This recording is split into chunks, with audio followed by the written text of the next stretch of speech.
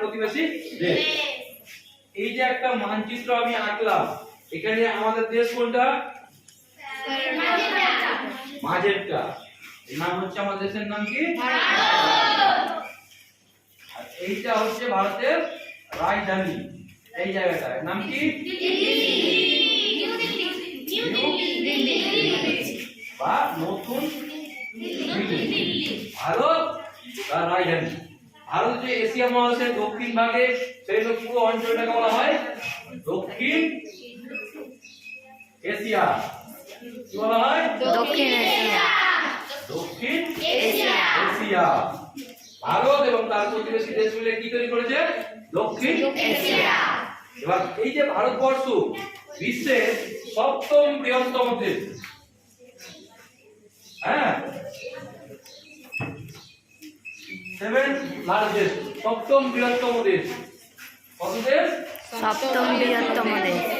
সপ্তম বৃহত্তম দেশ। এক নম্বরে রয়েছে কে? রাশিয়া। দুই নম্বরে রয়েছে কানাডা। তিনে হচ্ছে চীন। চারে আমেরিকা যুক্তরাষ্ট্র। পাঁচে হচ্ছে ব্রাজিল। ছয়ে অস্ট্রেলিয়া। সাতে হচ্ছে আমাদের ভারতবর্ষ। ঠিক আছে? পৃথিবীর সপ্তম বৃহত্তম দেশ। আয়তন হচ্ছে 32,87,263 বর্গ কিমি। বর্গ কিমি। 32,87,263 বর্গ কিমি। ঠিক আছে? বর্তমানে লোক সংখ্যার হিসাবে, অর্থাৎ মানুষ যদি আমরা দেখি, তাহলে বিশ্বের বৃহত্তম দেশ, বিশ্বের সবথেকে বেশি মানুষ রয়েছে এখানে, বেশি জনসংখ্যা, জনসংখ্যা রয়েছে, এটা বর্তমানে। কিন্তু ভারতের জনগণনা হয়েছে 2011 সালে। 21 সালে করোনার কারণে ওই সময় হয়নি, এখন কবে হবে বলতে পারছি না। তবে 2011 সালে ছিল বিশ্বের দ্বিতীয় বৃহত্তম জনসংখ্যার দিক থেকে। এখন যে বিভিন্ন তথ্য পাওয়া যাচ্ছে, সাম্প্রতিক তথ্য, তাতে ভারতের জনসংখ্যা 140 কোটি পার হয়ে গেছে। হ্যাঁ, 140 কোটি পার হয়ে গেছে। তো সেই হিসাবে ভারত এখন বর্তমানে বিশ্বের প্রথম স্থান আছে জনসংখ্যার দিক থেকে। ভারতে মোট রাজ্য হচ্ছে 28টি। কয়টা রাজ্য? 28টি। আর কেন্দ্র শাসিত অঞ্চল হচ্ছে 8টি। কেন্দ্র শাসিত অঞ্চল। ভারতের রাজধানী কি? আমি এখানে অলরেডি ভারতের রাজধানী দিল্লি। দেখো ভারতের ঠিক এই জায়গাটাতে উপর দিকে একটু মাঝে। হ্যাঁ, ভারতের রাজধানী। এদিকে কথা বলবে না। ভারতের রাজধানী নিউ দিল্লি। ঠিক আছে? এবার এই 28টা রাজ্য, 8টা কেন্দ্রশাসিত অঞ্চল সব মিলিয়ে হচ্ছে আমাদের ভারত। এবার ভারতের যে অবস্থান, দক্ষিণ ভাগে বললাম এশিয়া মহাদেশের। ভারত এত বড় দেশ, এই সব দেশগুলো ছোট ছোট অনেক। ভারত এবং তার প্রতিবেশী দেশগুলো কি কি আছে জানেন? আমরা একেবারে উত্তর দিকে যদি যাই, তাহলে উত্তর দিকে যে অংশটা, এটা রয়েছে চীন। এটা কি রয়েছে? চীন। অ্যাকচুয়ালি এটা ছিল তিব্বত। এটা আগে ছিল তিব্বত। পরবর্তীকালে চীন তিব্বতটাকে দখল করে নিয়েছে, এখন চীনের মধ্যে আছে। ঠিক আছে? উত্তর দিকে রয়েছে কি? তাহলে চীন। আর কি রয়েছে এখানে? নেপাল। ভুটান। তাহলে চীন, নেপাল, ভুটান কোন দিকে? উত্তর দিকে। উত্তরে হচ্ছে চীন, নেপাল, ভুটান, আর হচ্ছে ভুটান। আর পূর্ব দিকে কোনটা রয়েছে? বাংলাদেশ, মায়ানমার। পূর্ব দিকে রয়েছে বাংলাদেশ, মায়ানমার। আর হচ্ছে মায়ানমার। দক্ষিণ দিকে কি রয়েছে? Very good. দক্ষিণ দিকে রয়েছে শ্রীলঙ্কা। দক্ষিণে রয়েছে শ্রীলঙ্কা। আর দেখো পশ্চিম দিকে কে রয়েছে? পশ্চিম দিকে রয়েছে পাকিস্তান আর আফগানিস্তান। হ্যাঁ, এটা হচ্ছে পাকিস্তান। হ্যাঁ, আর এটা হচ্ছে আফগানিস্তান।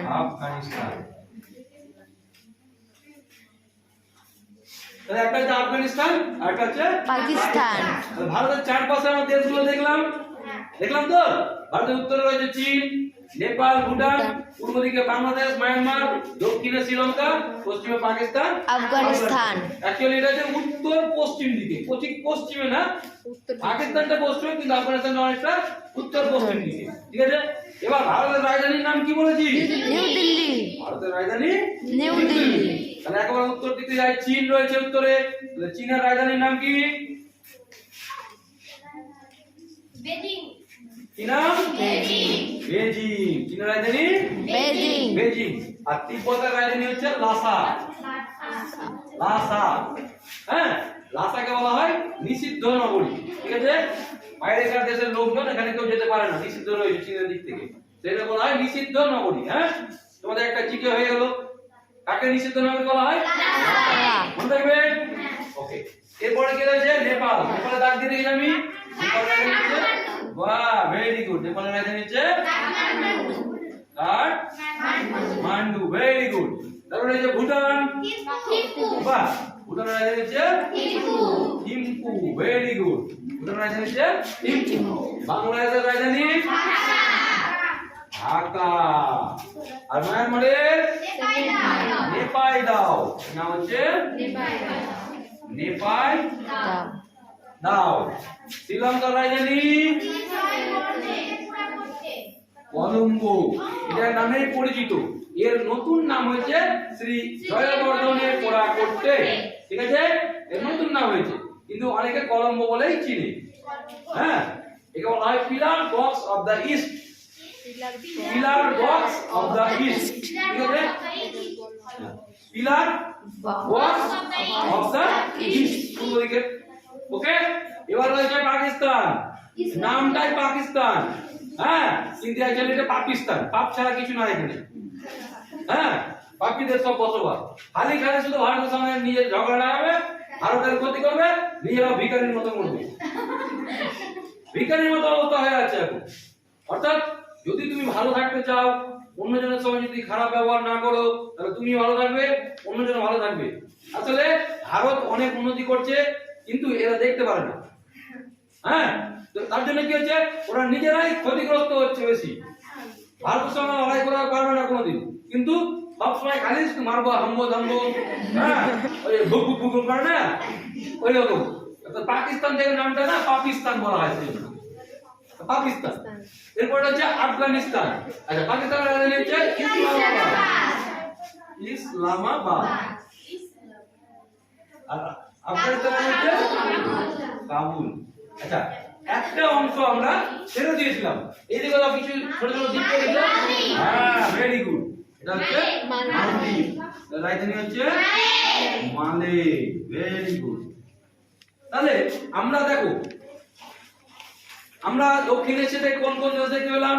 প্রথমে ভারত, হ্যাঁ, তার উত্তরে হচ্ছে চীন, নেপাল, ভুটান, ওকে, বাংলাদেশ, মায়ানমার, শ্রীলঙ্কা, মালদ্বীপ, পাকিস্তান, আফগানিস্তান। তাহলে মোট কটা ভারতের প্রতিবেশী দেশ পেলাম? কটা?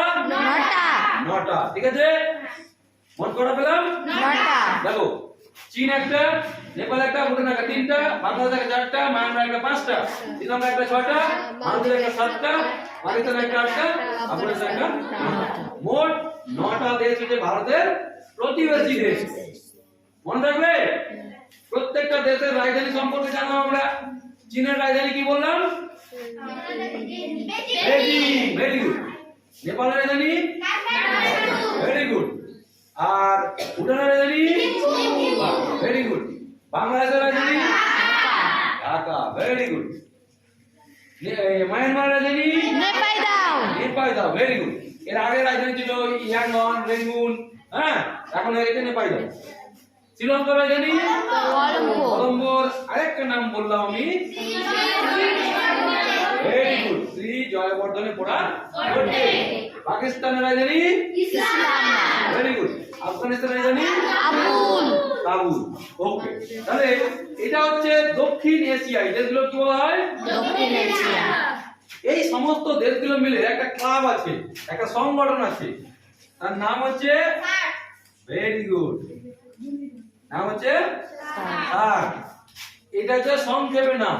S for south, A for Asian, হ্যাঁ এশিয়ান, পরে এ মানে association, R for regional cooperation. এদের যে হেড অফিস মানে অফিসটা রয়েছে সেটা রয়েছে কাঠমান্ডুতে। কোথায় রয়েছে? কাঠমান্ডুতে। কাঠমান্ডুটা কোথায় রয়েছে? নেপালে। 1925 সালে এই সংগঠনটা তৈরি হয়, যারা দক্ষিণ এশিয়ার দেশগুলো নিয়ে কাজকর্ম করে থাকে। বিভিন্ন রকম সমস্যা হলে সেটা সমাধান করা যায়, কিভাবে কিভাবে দেশের আরো উন্নতি করা যায়, ব্যবসা বাণিজ্য বাড়ে। হ্যাঁ, তাহলে আমাদের এই যে প্রতিবেশী দেশগুলো রয়েছে, এবার প্রত্যেকটা দেশ সম্পর্কে আমাদেরকে একটু একটু করে জানতে হবে। তাহলে প্রথমে আমরা যাই নেপাল। ঠিক আছে, তাহলে নেপাল যখন আমরা পড়লাম, তাহলে নেপাল যখন যাচ্ছি আমরা, নেপালটা কোন দিকে আছে ভারতের? উত্তর দিকে। নেপালের রাজধানী হচ্ছে কাঠমান্ডু। ভাষা নেপালি। ঠিক আছে, ভাষা নেপালি। টাকার নাম নেপালি টাকা। টাকার নাম নেপালি টাকা। নেপালের বড় বড় শহর কি? একটা হচ্ছে কাঠমান্ডু, আর আছে পোখরা, হ্যাঁ বিরাটনগর, আর হচ্ছে জনকপুর। নেপাল এবং ভারত দীর্ঘদিন পাশাপাশি থাকার কারণে নেপালের সঙ্গে ভারতের বন্ধুত্বপূর্ণ সম্পর্ক রয়েছে। নেপাল যেতে গেলে আমাদেরকে কোনো পাসপোর্ট লাগে না, কোনো ভিসা লাগে না। অর্থাৎ একটা দেশ থেকে যখন আরেকটা দেশে আমাদের যেতে হয়, তখন বর্ডার থেকে সেই বর্ডারে ওই দেশের পারমিশন, সেটা বলা হয় ভিসা। ভিসা লাগে। হ্যাঁ, এবার তুমি যে দেশের নাগরিক, সেটা আমাদের যেমন ভোটার কার্ড আছে, তো এই ভোটার কার্ডটা কিন্তু প্রমাণ নয়, পাসপোর্ট লাগে। অন্য দেশে গেলে ভোটার কার্ড দেখলে যাবে না, কি লাগে? আলাদা করে একটা কাগজ তৈরি করতে হয়, তার নাম হচ্ছে পাসপোর্ট।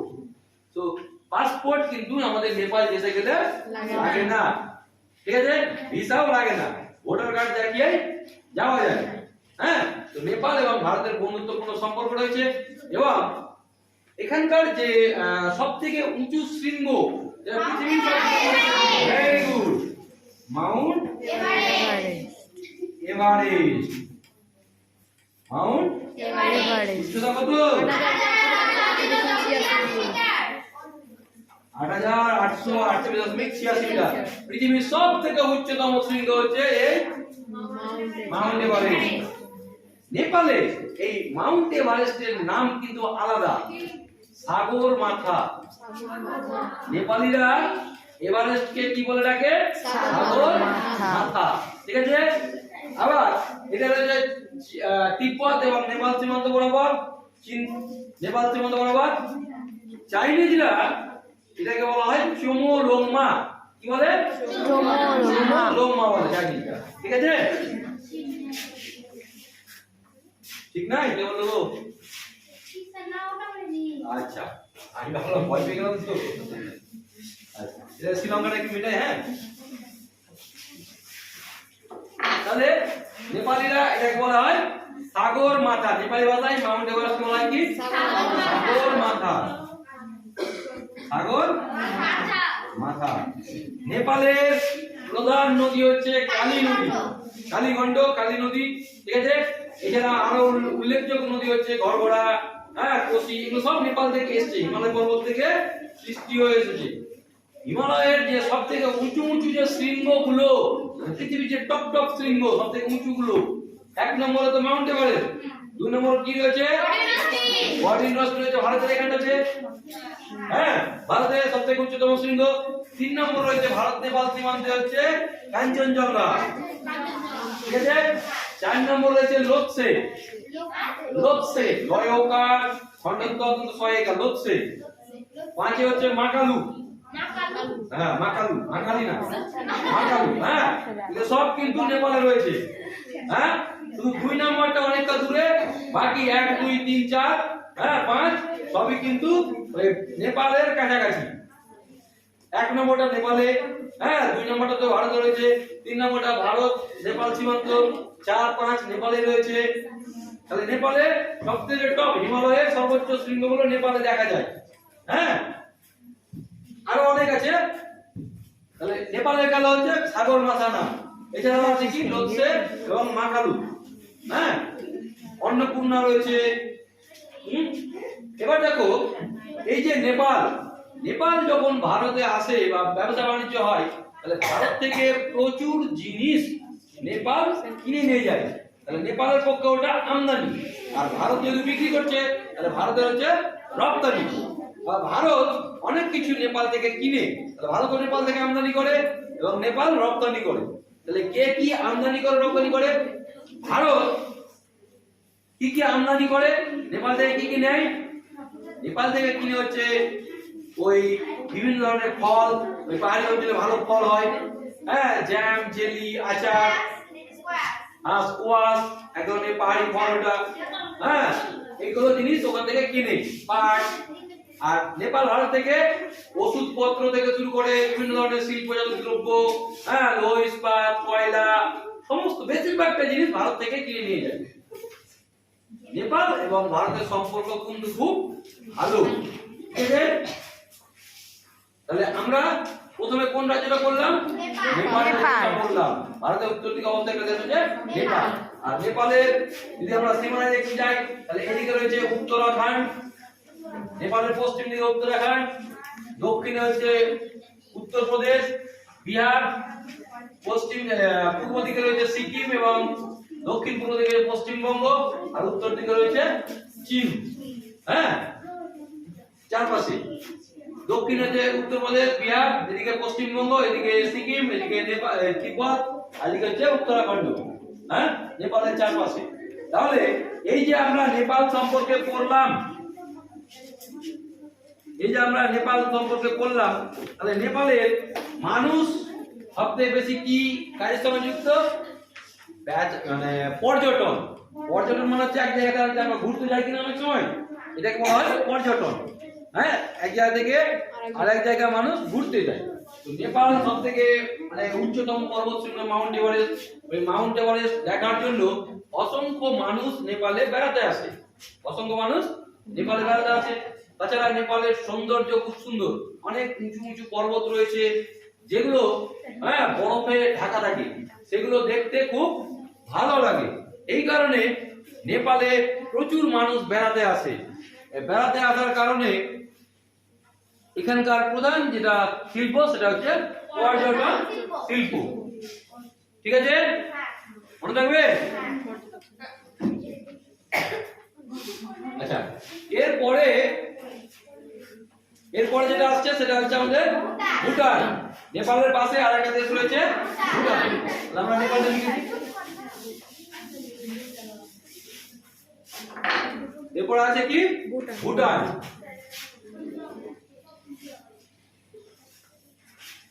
এরপরে কি আছে? ভুটান। তাহলে ভুটানের রাজধানী আমরা আগে পড়েছি অলরেডি। ভুটানের রাজধানী থিম্পু। ঠিক আছে, ভুটানের যে সর্বোচ্চ শৃঙ্গ সেটার নাম কুলাকাংরি। কি নাম? কুলাকাংরি। ভুটানের সর্বোচ্চ শৃঙ্গ হচ্ছে কুলাকাংরি। ঠিক আছে, নেপালের ভাষার নাম কি? ভুটানের ভাষা আছে জংখা বা জাংখা। ঠিক আছে, জংখা বা জাংখা। নেপালে এই ভুটানের টাকার নাম নুলট্রাম। ভুটানের টাকার নাম নুলট্রাম। ঠিক আছে, ভুটানের টাকার নাম কি? নুলট্রাম। মনে রাখবে। ভুটানের প্রধান নদী হচ্ছে মানস। কি নাম? মানস। ভুটানের প্রধান নদী হচ্ছে মানস। ভুটানে ছু মানে হচ্ছে নদী। ঠিক আছে, ছু। এখানকার দুটো নদী, একটা ওয়াংচু আর তিছু।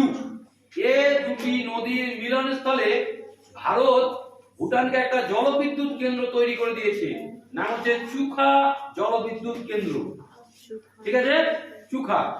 ভুটানের একটা শহর তো প্রধান শহর থিম্পু, এছাড়া যেগুলো শহর বিখ্যাত সেটা একটা পারো, হ্যাঁ পারো, পুনাখা এবং ফুনসিলিং। পারো, পুনাখা, ফুনসিলিং, ওই যাও ফুনসিলিং। ঠিক আছে, তার মধ্যে এই ফুনসিলিংটা আমার যাওয়ার সৌভাগ্য হয়েছিল একবার। হ্যাঁ, এটা হচ্ছে ভারতের আলিপুরদুয়ার জেলা রয়েছে আমাদের পশ্চিমবঙ্গে। হ্যাঁ, এখানে রয়েছে আলিপুরদুয়ার জেলা, আগে ছিল জলপাইগুড়ি, এখন হচ্ছে আলিপুরদুয়ার জেলা। তো আলিপুরদুয়ার জেলা আমি একবার বেড়াতে গেছিলাম। ওই আলিপুরদুয়ার জেলায় রয়েছে একটা গন্ডার অভয়ারণ্য, হ্যাঁ নাম হচ্ছে জলদাপাড়া, গন্ডার সংরক্ষণ কেন্দ্র জলদাপাড়া। তো জলদাপাড়ার পাশে হচ্ছে ভারতের জয়গাঁ, আর জয়গাঁ বর্ডার পেরিয়ে হচ্ছে ভুটানের এই ফুনসিলিং শহরটা। একটা গেট রয়েছে, ভোটার কার্ড থাকলে একটা গাড়ি ভাড়া করে ঘুরে আসা যায়। তো আমি যখন ওখানে বেড়াতে গেছিলাম, ওই গাড়ি ভাড়া করে আমরা গিয়েছিলাম ভুটান এই ফুনসিলিং শহরটা দেখতে। এবং ওখানে একটা খুব সুন্দর বৌদ্ধ মঠ রয়েছে, মানে মন্দির রয়েছে, হ্যাঁ মনাস্ট্রি বলে ওরা, হ্যাঁ বৌদ্ধ মঠ রয়েছে, মনাস্ট্রি। একটা পার্ক রয়েছে খুব সুন্দর, প্রচুর ওইখানে যত সম্ভব আমরা কুমির দেখেছিলাম অনেক। এবং ওটা যেহেতু পাহাড়ের উপরে এবং ভারতটা পাহাড়ের ঠিক নিচে, খুব সুন্দর দেখতে ভালো লাগে। এবং ঠিক নিচের জায়গাটার নাম হচ্ছে জয়গাঁ। জয়গাঁ জায়গাটার নাম হচ্ছে জয়গাঁ। ভারতের শহরটার নাম হচ্ছে জয়গাঁ, আর ওটা উপরের শহরটা হচ্ছে ফুনসিলিং। তো ওইখান থেকে কিন্তু ভুটানের সঙ্গে ভারতের সম্পর্ক খুব ভালো। ঠিক আছে, এইদিকে যে তিব্বত রয়েছে না, এই তিব্বতকে তো চীন দখল করে নিয়েছিল।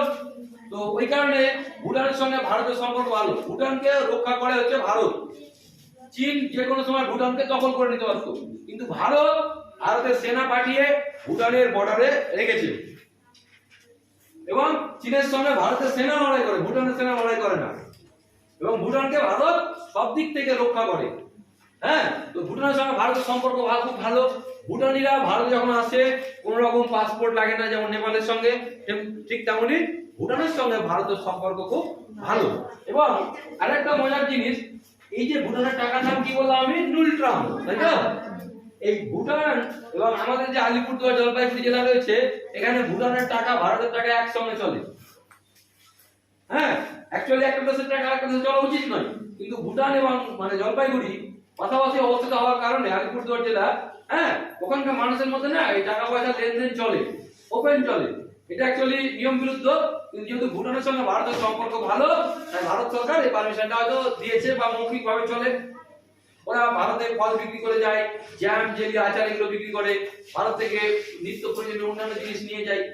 এবং সব থেকে মজার জিনিস যে ভুটান হচ্ছে এমন একটা দেশ সব থেকে কম কার্বন নিঃসরণ করে। কি নিঃসরণ করে? কম কার্বন নিঃসরণ করে। হ্যাঁ, ভুটানে গাছপালা প্রচুর রয়েছে।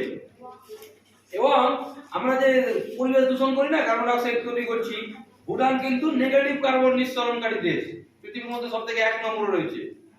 এর যে পরিবেশ দূষণ এখানে কিন্তু নেই, ভুটানে পরিবেশ দূষণ নেই। তাহলে এটা একটা বড় জিনিস পৃথিবীর পক্ষে, আমাদের বিশ্বের পক্ষে একমাত্র দেশ ভুটান। তাহলে ভুটান বা ভুটানের মানুষেরা খুব কষ্ট হয়েছে, পাহাড়ি হিমালয় পর্বত অঞ্চলে থাকে, অনেক আপ ডাউন করতে হয়, রাস্তাঘাট খুব একটা ভালো না। এখন যদিও ভারত সরকার অনেকটা চেষ্টা তৈরি করে দিয়েছে, ভুটান সরকার তৈরি করে দিয়েছে।